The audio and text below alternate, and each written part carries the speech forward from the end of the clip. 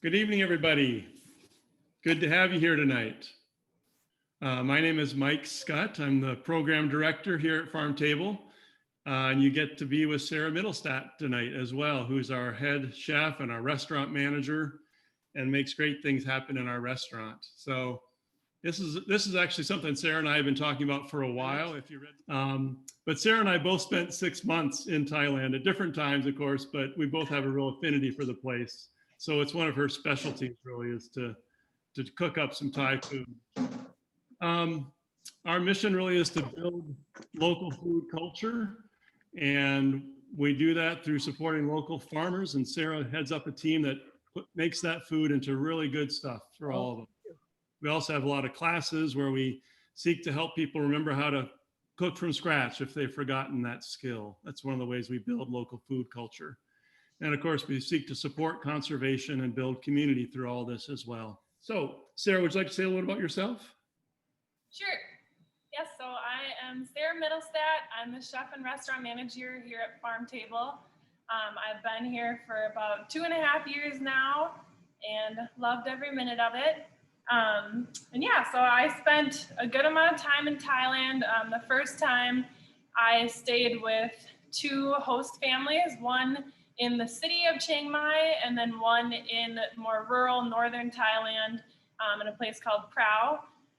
So I got very immersed in the culture, and my host family in the country spoke no English, so I did get to learn some of the language too, and that really gave me, I think, more of an in-depth view into Thai culture. But yeah, cooking Thai food is definitely a passion of mine. I love to try and recreate the flavors that I tasted there here at home and share them with friends and family, which they love. Yeah, so the photo that's up there is just a photo of like a typical market in Thailand. It's scenes that you see everywhere as you're walking through in the country or the city. And I think one of the things, here at Farm Table, we try to use super seasonal, super local food. And sometimes that is challenging with Thai food because their seasonality is so different than ours. When I got to the farm that I was staying on, like they had this eggplant bush, like it was actually a bush, and it was like 4 feet by 4 feet, I'd say. Like, so some of the plants that they have there are like perennials that to us are annuals. So, I mean, their seasonality is just totally different than ours. Let's see here. So yeah, it's difficult to cook, very super seasonal local Thai food in the wintertime because they do feature a lot of the things that for us are only summer available. So I just want to share that. Yeah, you can go to the next slide, Mike.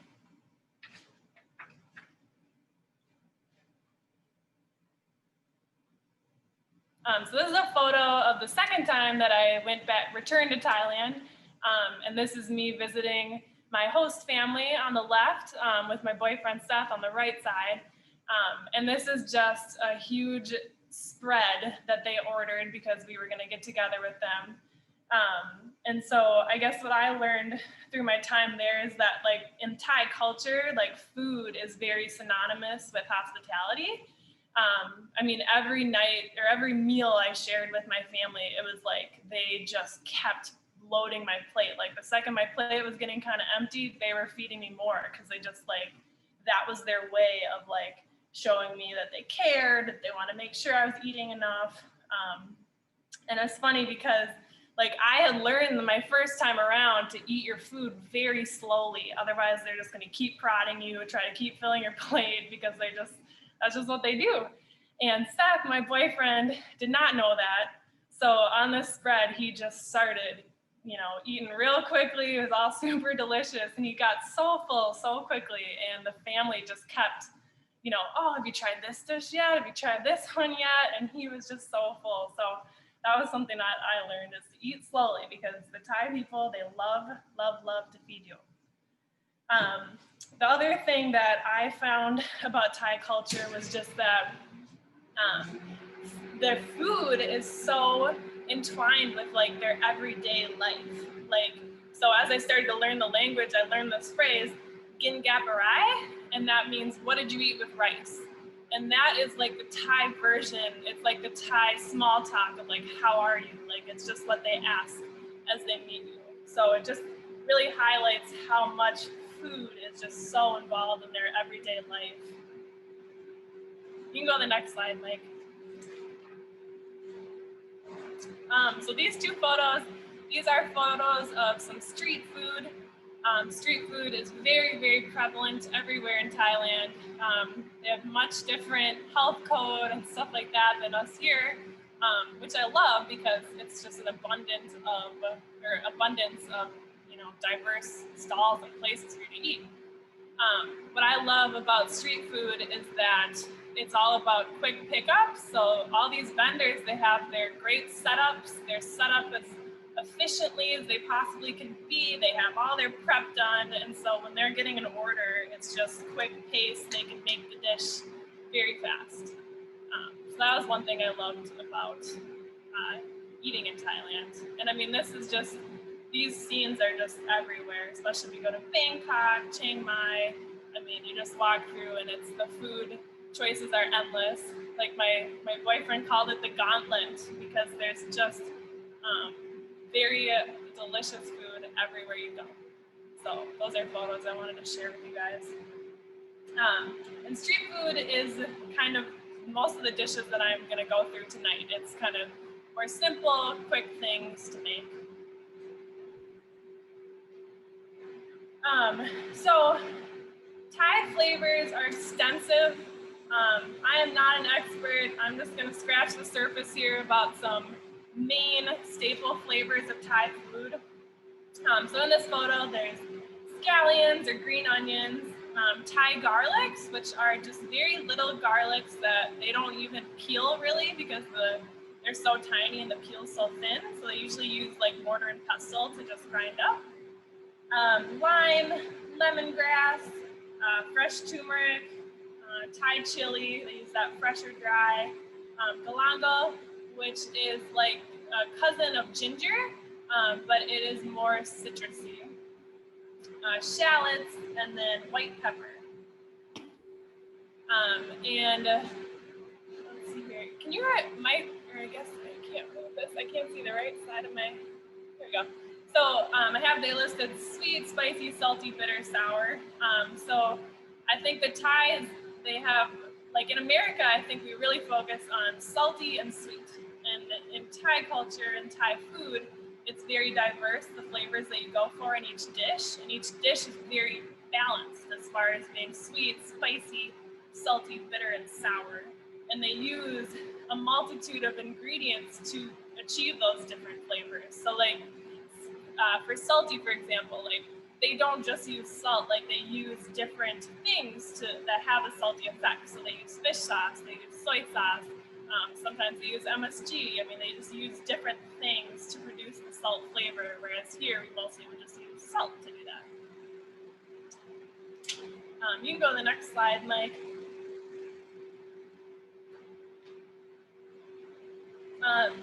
They also definitely use a lot of beautiful fresh herbs. Holy basil was probably my favorite herb that I fell in love with there. It is like a more savory basil, like than what we're used to with like the sweet basil that's really prevalent here. There is Thai basil, which is sweet and licoricey. Cilantro, fresh mint, pandan leaf, which is an interesting one that they use a lot in desserts. And like, I think the best example would be like flavoring custards and like sweet breads. And then garlic chives. And the photo there is a picture of lap, which is a minced meat salad that they do. And the balance relies heavily on just tons of fresh herbs, very pungent shallots, and then spicy chilies in there. You can go to the next one, Mike.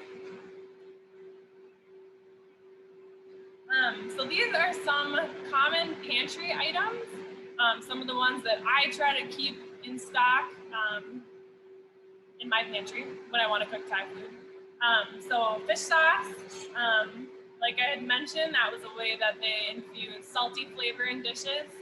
It is a fermented fish product, and if you have never smelt it, it's like nothing else. But I promise you, it makes delicious food. But yeah, the scent when you first open it can, I think, scare some people away. But when mixed with other things, it just provides a real umami and depth of flavor.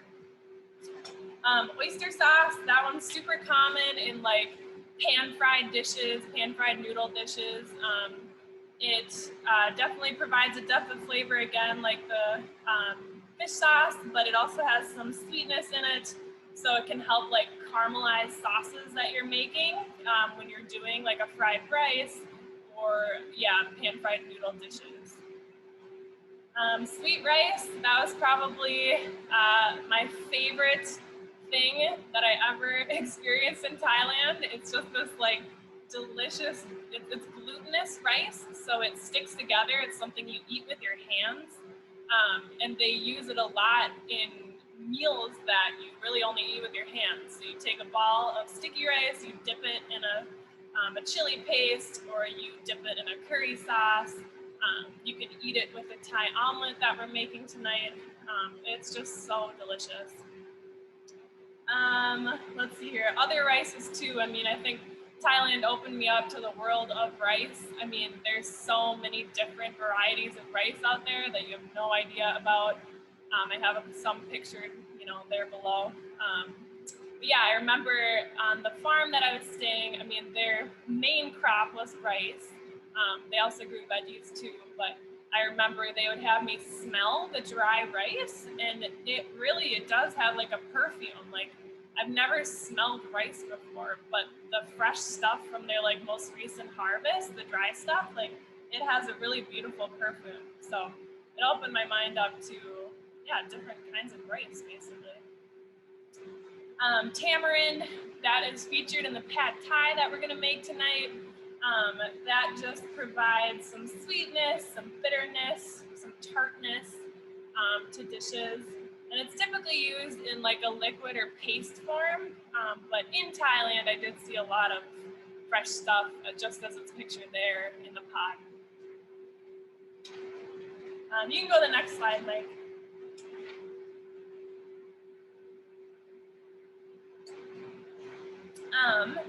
So palm sugar, one thing about a lot of the pan-fried like noodles and fried rice and stuff is that it does have like a lot of the sauces have sugar in it. They just do. The Thais definitely like to utilize that sweet flavor.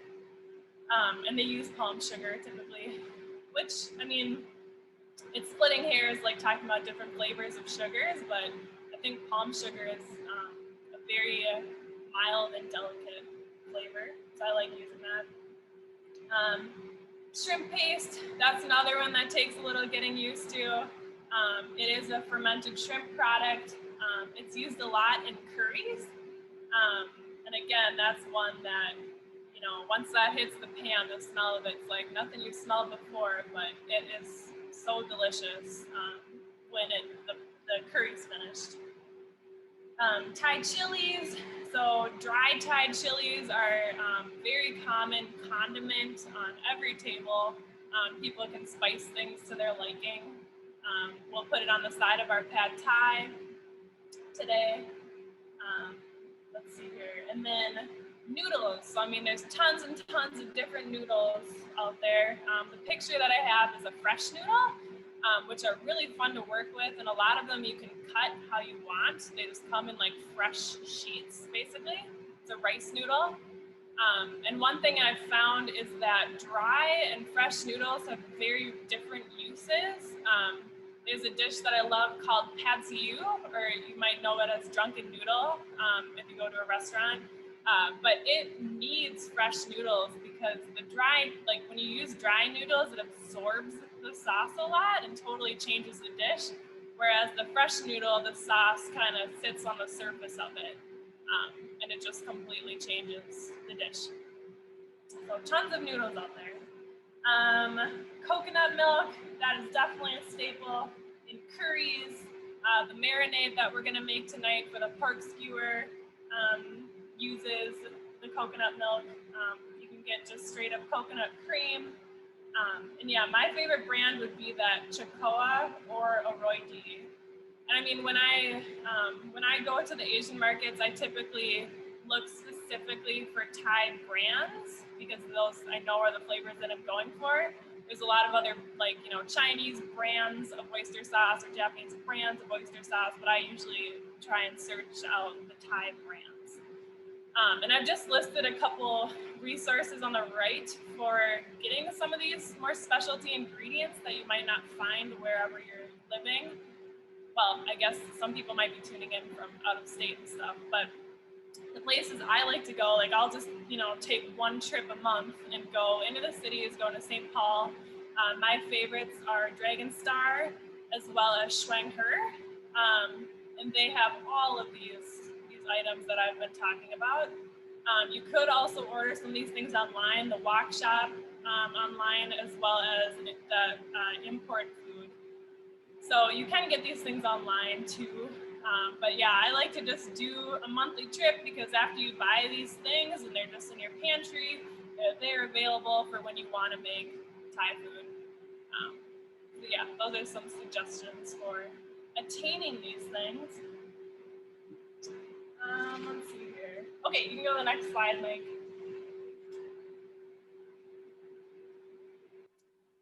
So the Thai language is pretty complicated and nuanced, but I'm going to teach you guys one word that you can use in your cooking Thai food and tell your friends and family to tell you, which is aroi, which means delicious. So now you know one Thai word. Okay, so yeah, I think we'll dive into the recipes now. If you want to go to the next slide, Mike.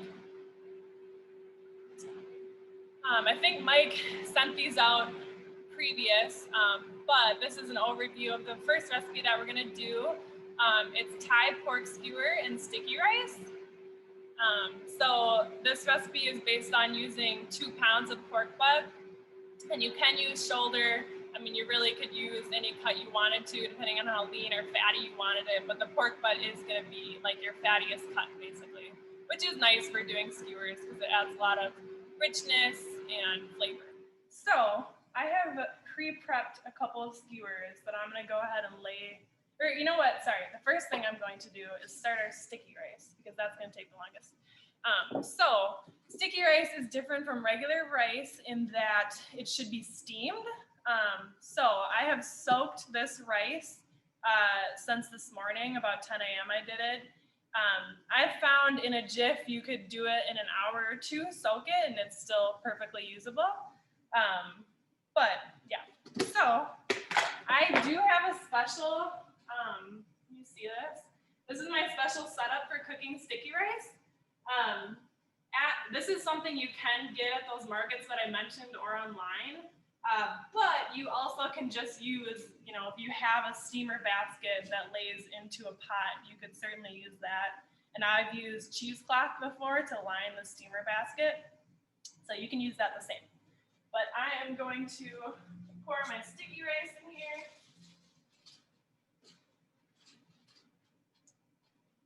I'm just going to do half of it because I soaked a lot. And basically this basin is filled with water. And I'm going to turn it up a little bit, so it's just going to start steaming. And I'm going to set a 10-minute timer so I remember to flip the rice. Let's see here.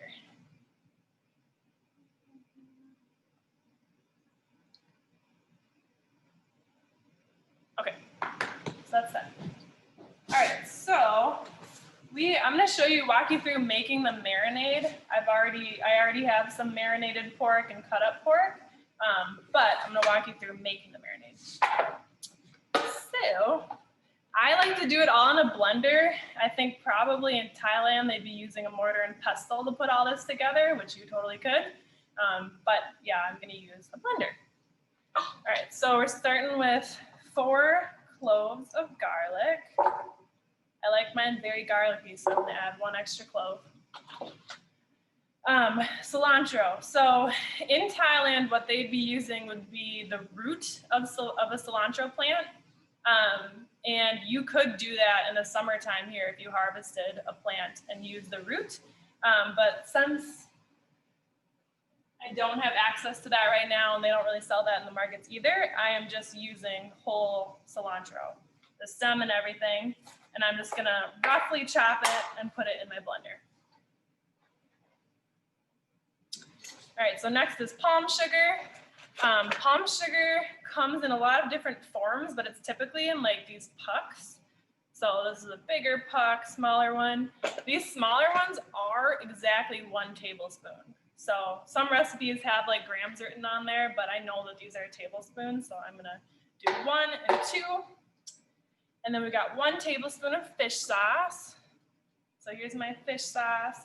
This is, I mean, I always thought out the Thai grams because I recognize the Thai language, or I recognize what Thai letters look like anyways. So that's something that a tool you could use to spot out the Thai brands. All right, so I got 1 tablespoon of fish sauce. Hey, Sarah, we've got a couple questions. Sure. One is that Thai garlic? That is not Thai garlic, no. Okay. You can get that at the markets, but the flavor isn't really necessarily different. It's just what they predominantly use there. And it lends itself to mortar and pestle nicely. So that's what they use. And then a question about, is there a difference between steaming and using a rice cooker?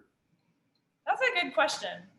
I don't have a rice cooker, so I'm not familiar if you can use that or not for sticky rice. My guess is that you could, because it's a similar effect, but I'm not sure.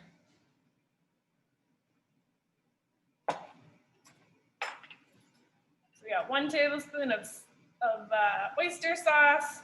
So you can see the oyster sauce is a thicker consistency because it does have that sugar and some starch in it. All right, and then lastly, I've got my white pepper. Got 1.5 teaspoons.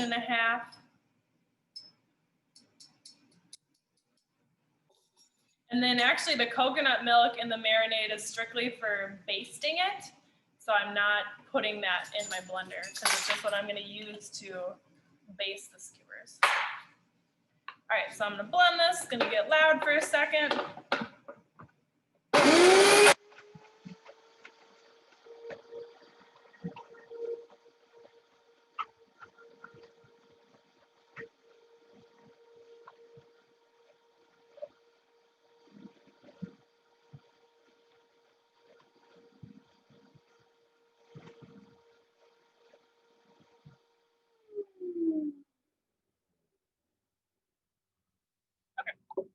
So yeah, it's a very pungent marinade, very garlicky, super cilantro-y.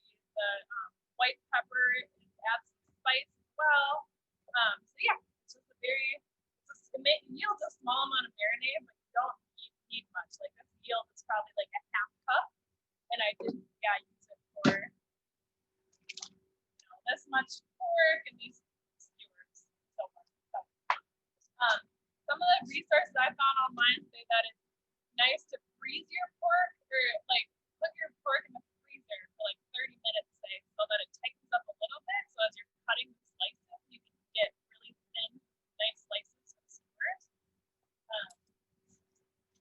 So I'll show you some of mine. Yeah, so I have marinated this for 12 hours. So you can surely do 24 hours. You're just going to get more and more flavor. And it's nice if you have access to vacuum sealer bags when you're doing marinades to do that, because it really takes all the air out and makes sure that the marinade is like it's really infusing with all of your meat. Yeah, I guess I was saying that if you have access to vacuum sealer bags, or I guess just Ziploc bags, that's the nicest for marinades because it really helps infuse all the flavors in with whatever you're trying to marinate. But yeah, so I have gone ahead and skewered some already, but basically what you're looking for is very tight skewers with no air in between all of the meat. It's nice to soak your skewers prior to grilling because that'll help so that your skewers don't just char. And basically, I have a lot of nice, just like thin pieces, and I'm just gonna kind of thread it on the skewer. And you want a lot of contact points through the meat. Like through this piece, I'm gonna probably skewer it close to 8 times. You can kind of pack it tightly. I see I got a little dangler there that I'm gonna loop on.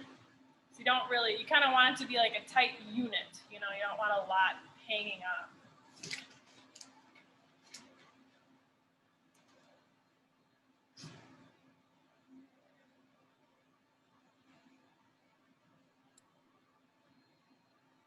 Sarah, did you say how long you marinated?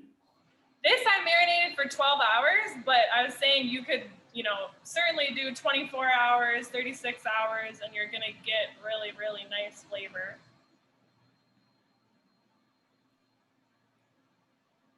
Yeah. So yeah, there we go. Just a really nice tight unit. So I'm gonna go ahead and lay these on the grill, and I will do a little bit of oil, just drizzle a little bit to help them from not sticking too much. And I have my grill pretty piping hot, and I'm looking for the hottest spot on the grill. So kind of this white part.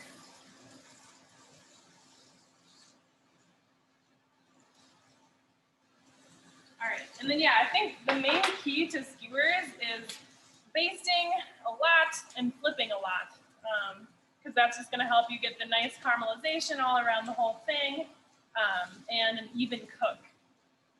So I have my coconut cream in here. I've just poured a little bit in here so I don't contaminate the rest of my coconut cream, and I'm just using this for my basting.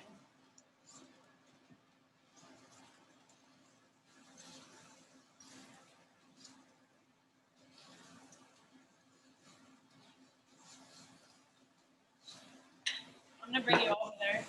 Sarah, if you don't have a grill, what would you use and what oil do you prefer?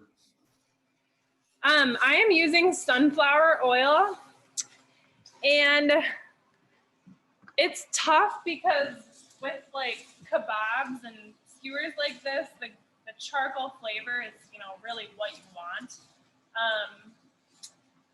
I suppose, yeah, you could play with a cast iron and kind of searing them and basting. But yeah, there's not great alternatives. Like a grill is definitely, you know, what your best flavor is going to be. Okay, so I'm going to let these skewers continue to cook and flip them, and I'm going to start talking about and prepping our next dish, unless there's any other questions about this dish right now. You said that was coconut cream? Yep. Is that another product, or is it like coconut milk, or? It is different. It is different than coconut milk. It's much richer and fattier. It's like, I think a lot of coconut milk has a lot of like coconut water in it. So it's much more of a watered down flavor. Whereas the cream's like, I mean, you could make whipped cream with this and it would be delicious. But yeah, I mean, in a lot of curries and stuff, I mostly use milk. But yeah, I think this recipe calls for cream because it's much richer and concentrated in flavor. And they sell those in like number 10 cans too. So sometimes I walk away with those because I try to stock up when I go to the market. Okay, so I'm gonna let those continue to cook. I guess just another note about this dish. I mean, this is definitely like #1 street food dish. Like all the school, you'd see, you'd know students because they all wear black skirts and white shirts, and they're always stopping at the stands and grabbing those before they go to class. So that's my experience with that dish. But yeah, it's very, it's everywhere as far as street food goes.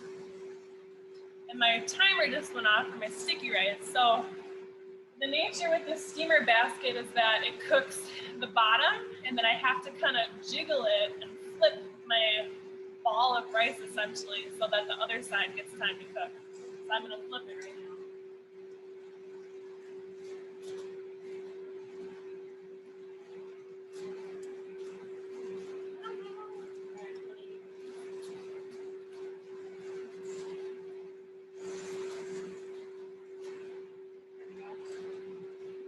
So just so you can see, this is where we're at. I'm getting kind of a ball of rice here. It's literally a ball that I was able to shake around. And now I'm gonna cook the bottom half. Set my timer for another 10 minutes. And then I'm gonna flip and baste my skewers.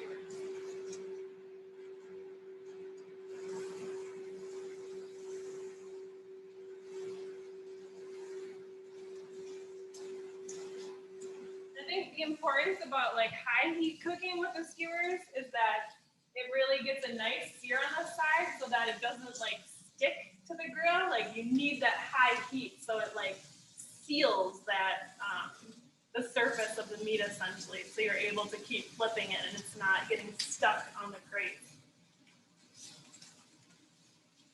And really nice caramelized flavor. These will cook fairly quick. I mean, probably about 10 minutes. I do like to temp skewers just to make absolutely sure they're done because it's hard to tell on the surface.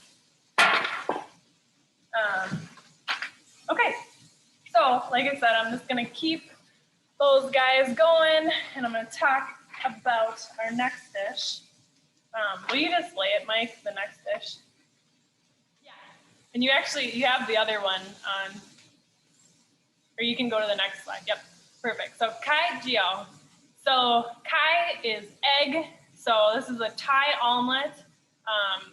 It's basically a fried omelet. Like I always think it's interesting because like when I'm cooking eggs here at the restaurant, you know, like I never want brown on them, but this omelet is about browning it because that's where like a lot of the flavor comes from.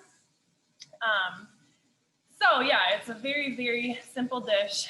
This is one that, you know, when my Thai host mom asked me what I wanted for dinner that we were cooking at home, like I would say this one, and she would kind of look at me with shock because it's like so simple and humble, but it is absolutely delicious and a really easy thing to make at home.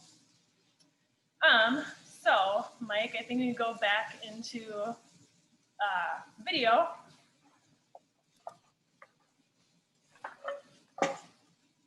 I'm gonna give these guys one more flip.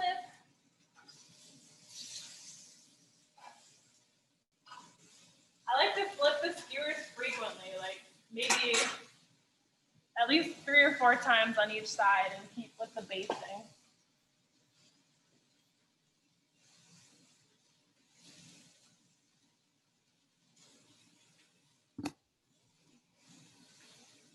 And related to that cream, Sarah, there aren't any spices you're adding to the coconut cream? No, there's nothing I'm adding to the cream. Yeah, it's just cream. Yeah, sometimes I've found that you could almost like lightly pinch a little bit of salt onto the meat just to add a tiny bit more. That's what I've done. I have done this dish in the restaurant before and done just a little bit of salt, but it really, the flavor's all there. Okay, so we are gonna start with cracking our eggs. So this recipe just calls for 2 eggs. And then it says you could use soy sauce or fish sauce if you want. Like I said, kind of those multiple ways to achieve the salt that you want. I'm gonna use fish sauce. So let's see here. And we're going with 1 teaspoon. Just mix it right in there. Give a really good whisk.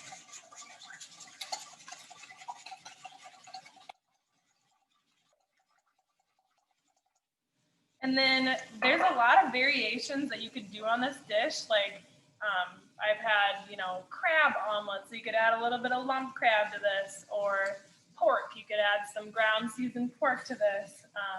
But yeah, if you're just doing a vegetarian, I just like to add green onions. So I'm just adding a nice little handful of green onions to it, and that is just beautiful, simple flavor. And that is it. So yeah, I mean, this dish is a lot about the technique, basically. So I think I'll bring you over to my grill view, or my wok view. All right, I'm gonna flip my skewers again. I'll give you a view of that.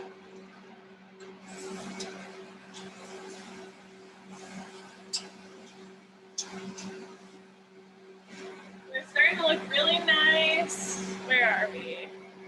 Yeah, get some really nice char, caramelization.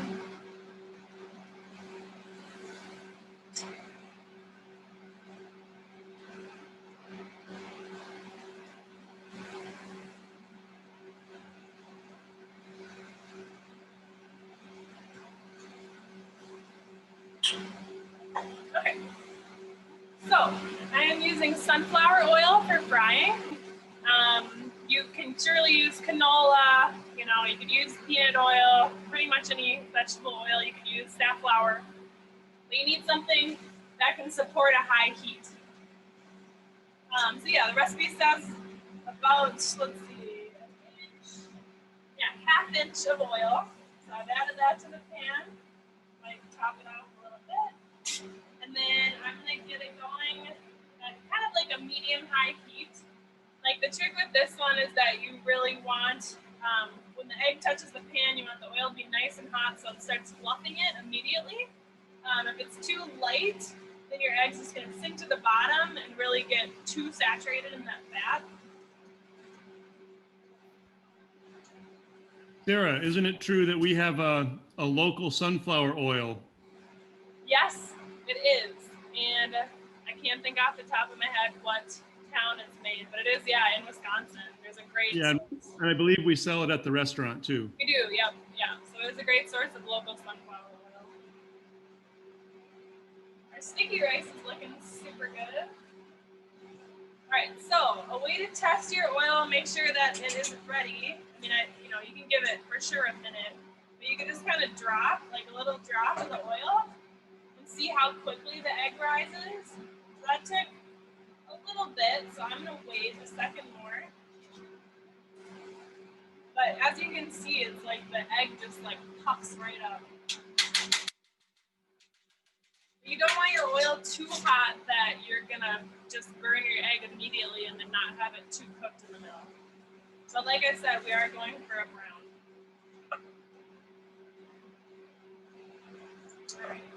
Before I drop this, I'm gonna do another flip.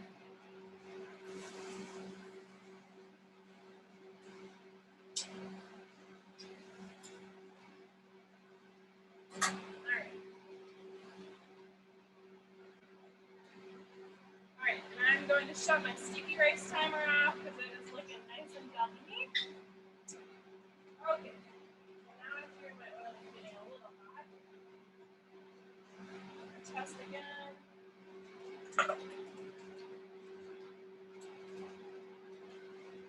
Okay, so I'm going to drop it in.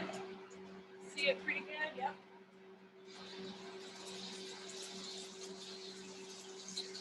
So as you can see, it's just like puffing right away. That is what we want.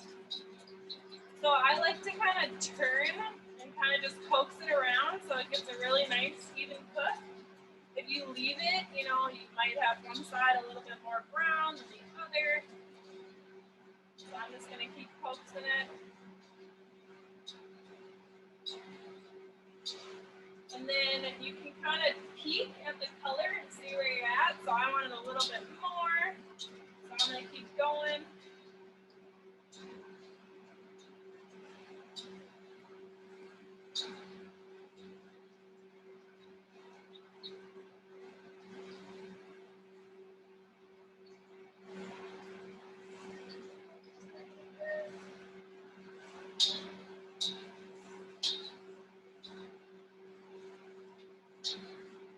Now I turned it down a little bit, so it's not going quite as quick as I want.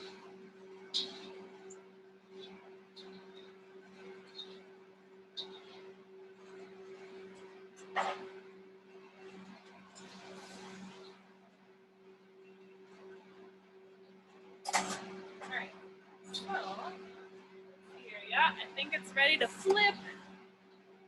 So this is the kind of the tricky part, and it doesn't always turn out perfect, but I'm going to kind of coax and flip it.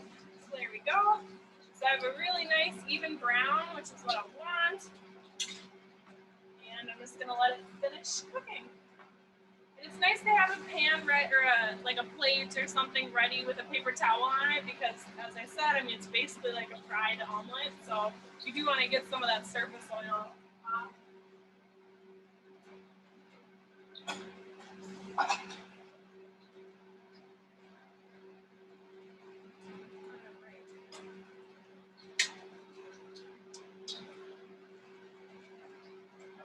At this point, I'm going to turn it off and let it finish.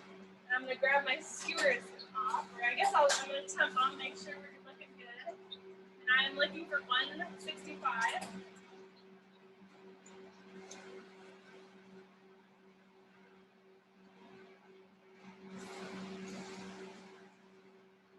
Perfect. They look really good. So I'm going to take those guys off.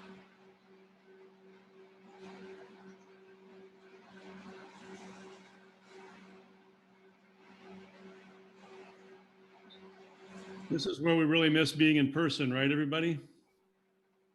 What's up? We miss being in person right now, especially when the pork is done. Okay, so I'm gonna plate this, I'm gonna put this on my plate with a napkin to absorb a little bit of that oil. Turn this off. Now I'm gonna bring us back to plate these dishes.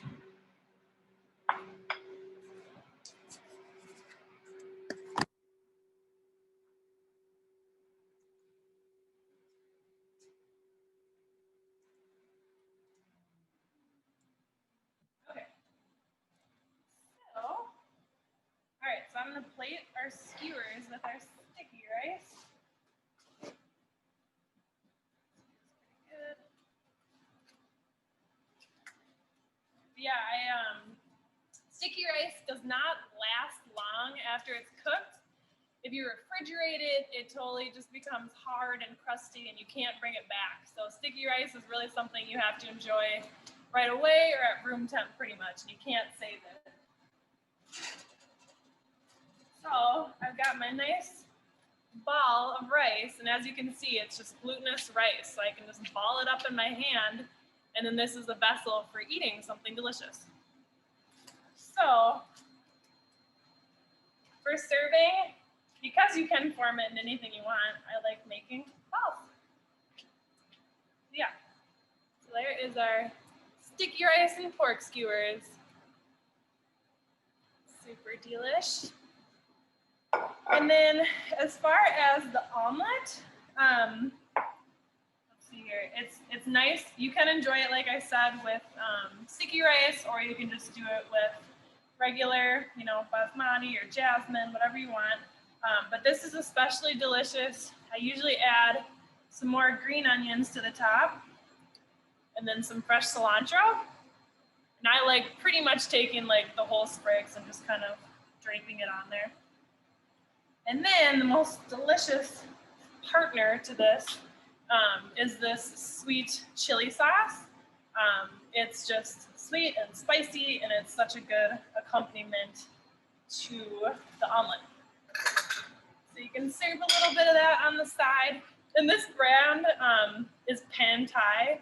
I love this. You could certainly make your own at home. It's not too complicated with sugar, vinegar, chili, or dried chilies. So you can definitely make yours at home.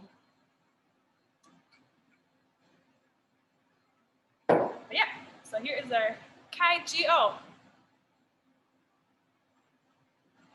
All right, so now we'll move on to what everybody's waiting for, which is Phad Thai. You could put up that Phad Thai screen, Mike.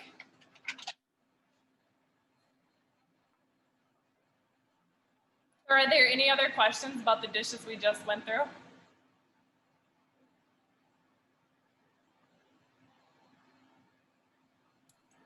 Not at the moment.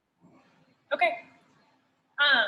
So Phad Thai, yeah, I think this dish is really, when, Americans think of Thai food, like this is like the quintessential dish.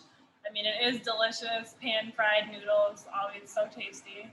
So, but yeah, as far as like Thai is actually eating Phad Thai, it's, it's not, as frequent as other things. So, but yeah, so we are gonna start. So we can make the sauce. A lot of pan-fried noodle dishes, you make the sauce like in the pan with the noodles, but this recipe that I am following from a Thai lady on her YouTube is Phad Thai Kitchen. But yeah, she makes the sauce separate and then adds to it. So we're gonna start with that. I have a pan here because you bring everything so that, up to temp so that the palm sugar dissolves into the rest of the sauce. So yeah, Mike, you can go back to, oh, actually, while we're up here. So, I mean, preserved radish, that's kind of the most specialty ingredient, I'd say. In this dish, it just adds more sweetness, really. And it's a nice texture as you eat through it. But I find that that's what makes it authentic Pad Thai is the preserved radish. And I hunted for a long time in Dragon Star for where it was located, and I finally found it. So preserved radish is kind of like the key ingredient, I'd say, to Pad Thai, as well as the tamarind concentrate. Okay, so Mike, I think we go back to my screen or my view. And then Sarah, a couple of questions have come in. What's the stuff in the blender for? That was the marinade for the pork, correct? Yes, yep. So I was just demonstrating how you can make the marinade, but I had already had a marinade made for the pork, and it already had the pork in the marinade. And then, thank you. If I have fresh daikon radish, can you make it into preserved daikon radish? That's a good question. You definitely can, and I have never done it. But this product, so let's see here. I think it would involve fermenting or pickling and then dehydrating. It's like a dehydrated texture, and this product that I got is actually shelf stable. So it's totally dehydrated. And I think that would help concentrate the flavors of it. So that's probably why it's dehydrated. But yeah, I have never ventured to do that. And I'm positive there's recipes online for how to preserve your own daikon radish. So definitely would be something to explore. Sarah, if you could tip the angle of the computer a little bit, we can't see your face. Well, now I can't see.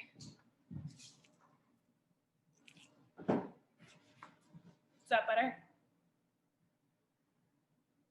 If you can work on the red cutting board, we can't see the green very well. Got it. I will move the red cutting board.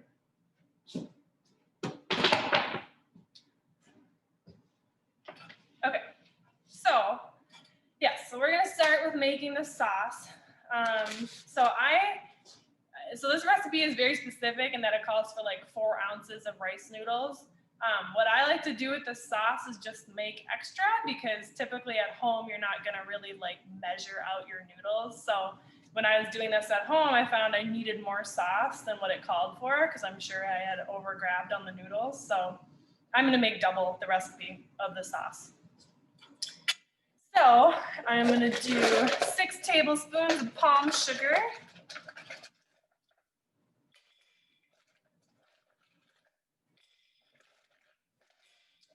And then I'm gonna do 6 tablespoons of water. And then this is my tamarind concentrate. So like I said, this is kind of like a tart, sweet flavor that it's adding to it. And I'm going to do 8 tablespoons of that. Let's see here.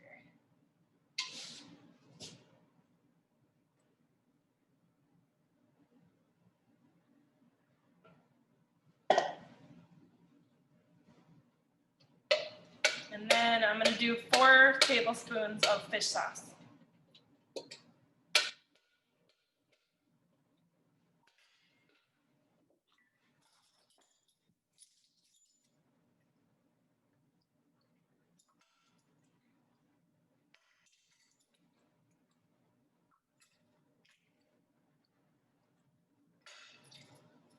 Okay, so I'm gonna get this on a low burner And my goal is really just to get it to a temperature that the sugar will dissolve into the rest of the sauce.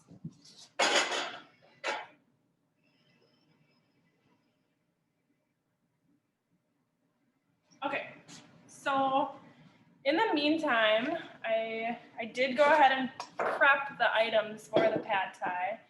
But one thing that I think is really important with wok cooking is that you just really need to have all of your ingredients ready to go, prepped before you turn that flame on, because it's all very high heat, pretty fast paced. So you want everything in grabbing distance that you need essentially when you're gonna start doing a wok dish. So what I like to do is just pretty much lay out everything I need on a plate. So first, I had prepped my noodles. So this is a rice noodle. With Pad Thai, you can do whatever thickness of noodle you prefer. I think this thickness is fairly common, what I have here. And actually, like in a lot of the Asian markets, I mean, a lot of them advertise specifically like this is a Pad Thai noodle. So I'm soaking this noodle because we're not gonna pre-boil them or anything. They're just gonna finish cooking in our wok with the sauce. Sarah? Yeah. To make it a little sweeter, would you increase the tamarind a bit? To make it sweeter, I would increase the palm sugar in it. Yep. And how about Yeah, what?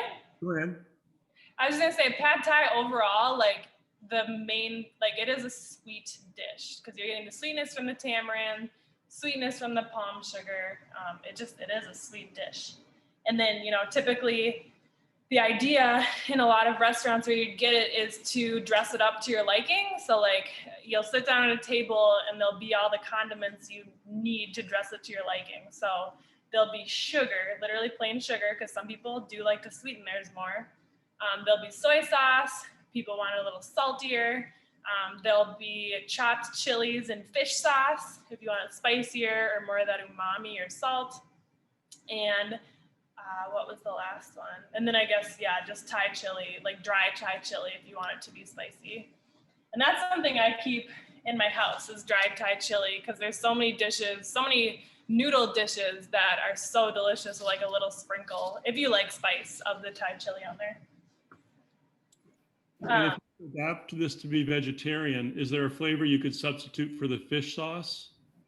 Yeah, I think I would just omit it and add more soy sauce.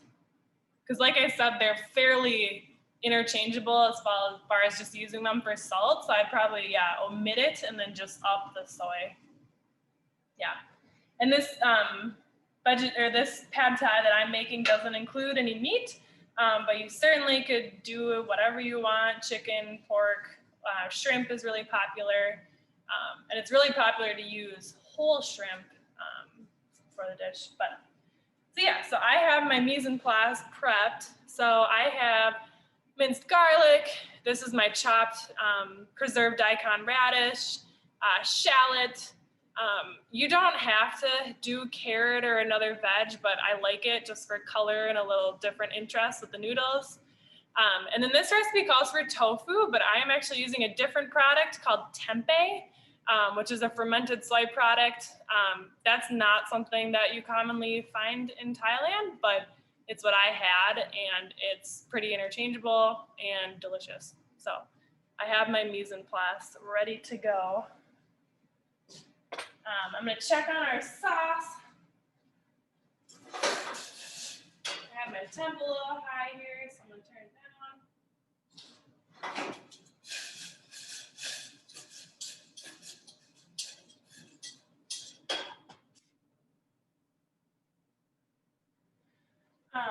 Let's see. The other thing I like to prep ahead of time is my garnish. So what I have in the recipe, it calls for peanuts, but I have toasted chopped cashews, which is similar and adds a nice flavor. Lime wedges, fresh cilantro. I have just some alfalfa sprout here, which they don't typically use. It typically be like a bean sprout. But you can add or subtract anything you want as far as garnish goes. I also would include some of that Thai chili there too, because it's all about like doctoring it to your flavor, you know. Squeezing some lime on it, it's gonna make it nice and citrusy. Sprinkle some Thai chili on it, spicier. So it's all about the garnish. So this is what I got. Okay, so we are going to go back to wok view.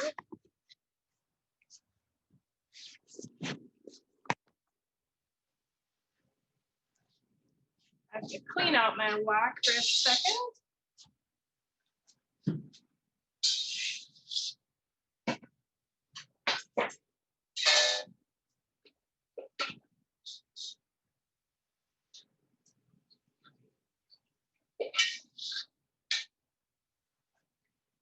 With wok cooking, it is important to have gas burners, because it just doesn't work on electric. Like you have to have the ability, the agility with your heat. So you have to be able to get it real hot, real quick, cool it down really fast. So you really just do need gas. There's no getting around it.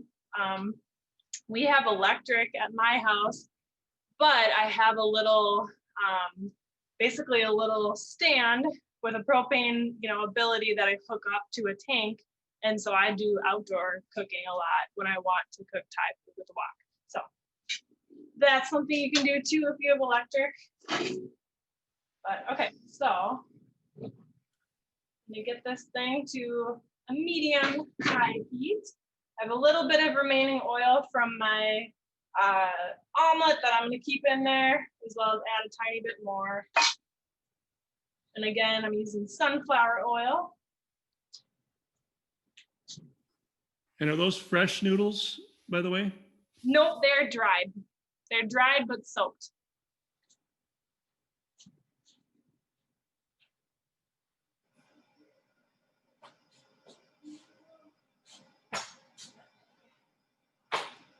Because yeah, with this dish, you do want like the noodles finish cooking with the sauce, so they like absorb a lot of that sauce. Okay.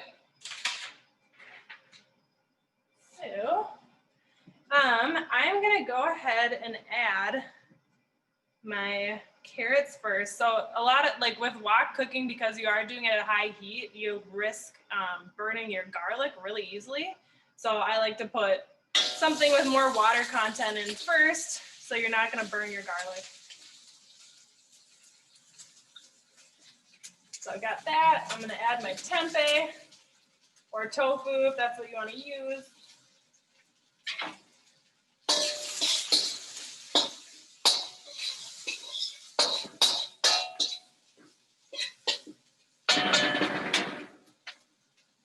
I'm gonna go ahead and add my shallots and radish.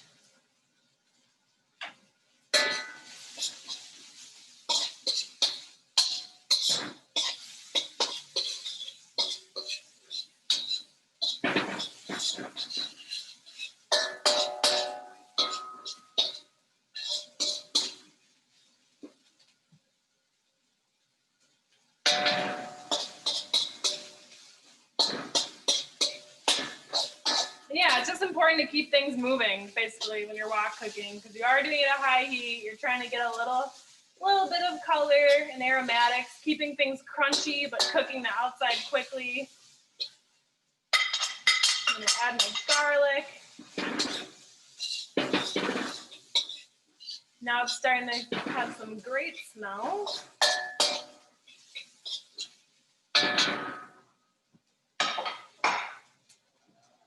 My sauce is, all the sugar has dissolved from my sauce. And so this is the consistency of it. It's a little bit thick, but not viscous. Yep, a little bit of the bitterness from the tamarind and sweetness. Tamarind is a medicinal thing in Thailand too. They use that for like motion sickness and healing to help people feel better if they have tummy aches and stuff like that. Tamarind is also used as something medicinal.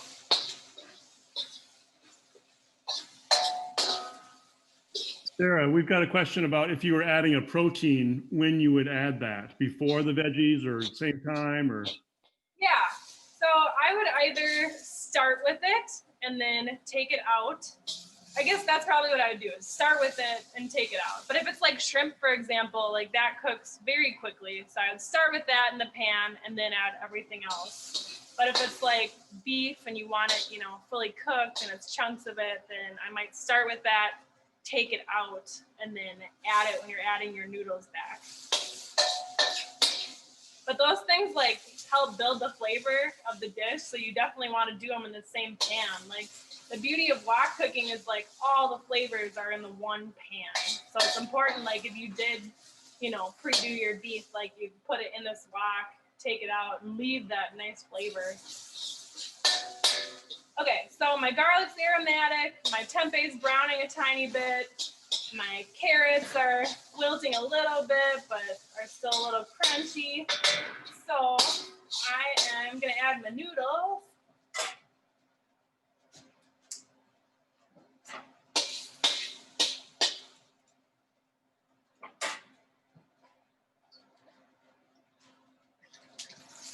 I've got a little bit of water with them, but that's okay.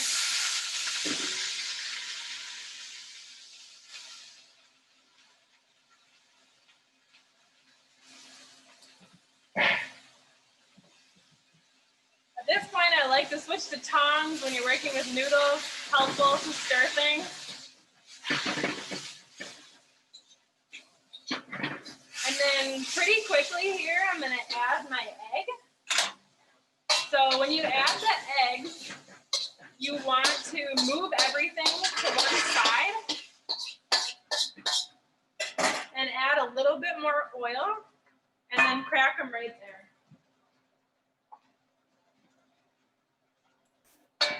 What's the temperature, would you say right now, Sarah? You still have it pretty hot or?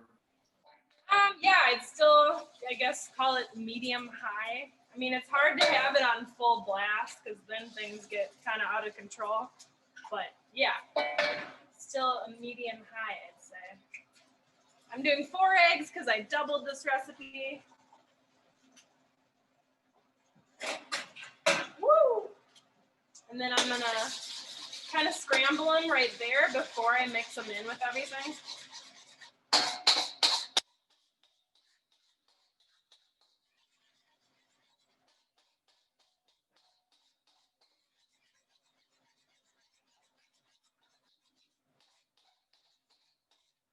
Then I'm going to go ahead and incorporate it with everything.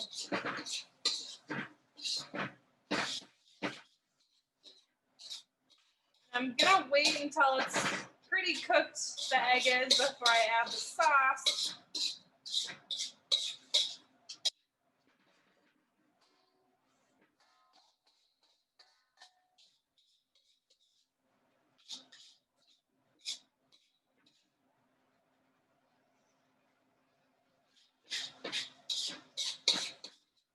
Okay, so I'm going to add my sauce now.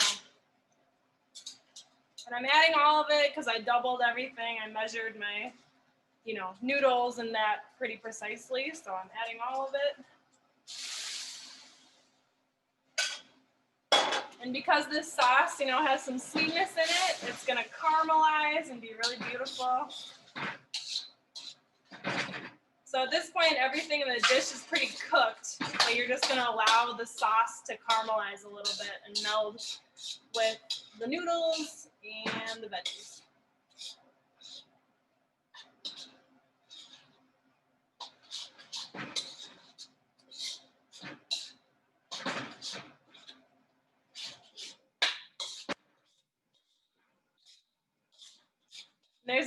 In Thailand, there's like a rendition of this too, where you kind of do like a omelet egg, and like all the noodles are enveloped in the omelet. So that's like a cool rendition of this dish.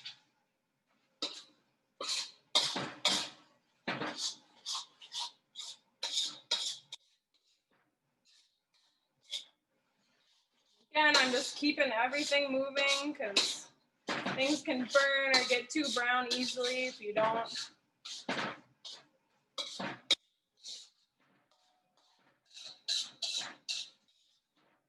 Yeah, it's important to soak the noodles beforehand because that ensures that they're going to be a nice texture when you start to eat.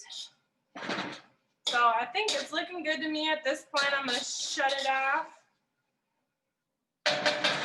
And we're going to plate. So let's see here. I'll bring you back to.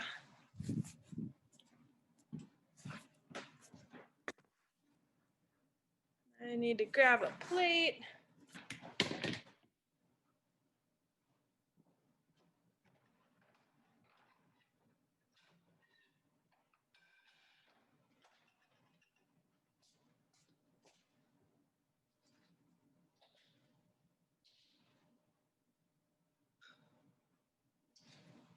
When you're plating noodles, it's nice to twist them around and use tongs so they sit nicely and are in a nice pile.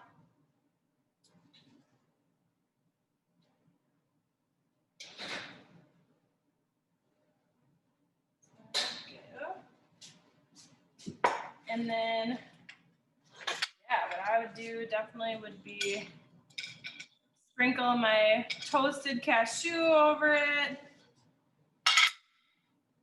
Do some nice sprout. Get some cilantro up in there. I would definitely squeeze lime over it. And then do a little bit of chili flake.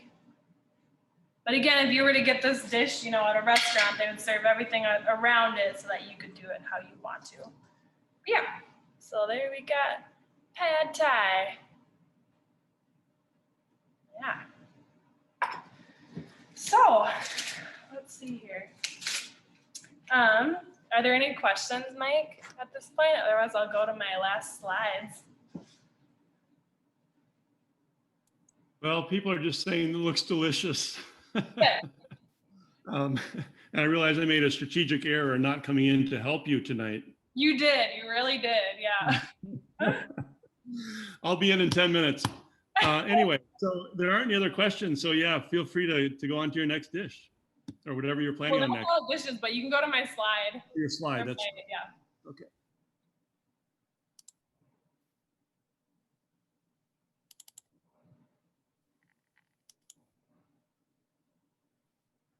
Oh yeah. Yeah, so I just wanted to recommend if you are interested in trying more Thai dishes, there's a woman, I think her name is, Palin, and she is a Thai woman who does a YouTube, runs a YouTube site, and it's called Hot Thai Kitchen. And she does a super good job of listing all her recipes out and then has really informative videos that you can watch. So I just wanted to encourage people to check her out if there's other Thai dishes you want to explore, because there are tons. And then pictured here, I just have my ultimate favorite Thai curry, khao soi it's called, and it just has really beautiful egg noodles and a really rich coconut milk broth. And then it's topped with crispy noodle and raw shallot, lime, pickled mustard greens. And that's something that I would think about doing for a next class if there's any interest in talking about making curry pastes from scratch. So if you have interest in that, maybe express to Mike and I would maybe do that. So yeah, that is all the information I have for you tonight. So if there's any other questions, I'm happy to answer. Otherwise, that's all I've got.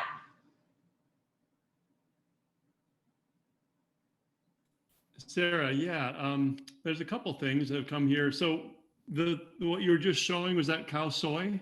Yes, khao soi. Khao soi, okay, yep. And there's some interest in the class in that other dish. So would love to learn a curry and peanut sauce, someone said, or curry and peanut sauces. And then someone had a question about the noodle types. Mm-hmm. Is there something we could send them about noodle types, I guess, or Probably, yeah, I could check that out. But yeah, there's just tons of noodles, whether it be rice, wheat, egg noodle, fresh noodle, vermicelli, and they all have very different applications, whether it be, in a pan-fried noodle or a salad, a cold salad, or in a curry broth. You know, they all have such different applications. So yeah, I'm sure there's some resources online, and I can try to look that up and send it to you, Mike, to send out. Great. And then, yeah, we can send out this whole PowerPoint to folks as well. Yeah. And that will have, you know, as a PDF at least, and that will have, you know, the links and the resources on there if you want to refer to those. And then I'll also send out a recording of this class, so you can also just review it. We'll have it up on our YouTube channel, and I should be able to have that out to you maybe tomorrow, but for sure by Monday, I would think. And then Terry has a question: were the fresh noodles pre-cut? Well, so in that photo, those ones were, but there's a lot of they're just literally come in sheets basically, and you can cut them to the thickness that you want. So you can get them both ways. But the noodles I used tonight were dry noodles.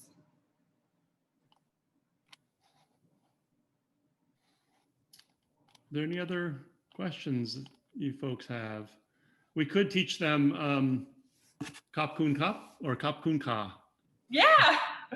Yeah. I mean, so I guess, yeah, one of the most basic things in the Thai language is that it is like feminized and masculine. So women would say ka at the end of a phrase, where men would say kap at the end of a phrase. And what Mike was just saying was thank you.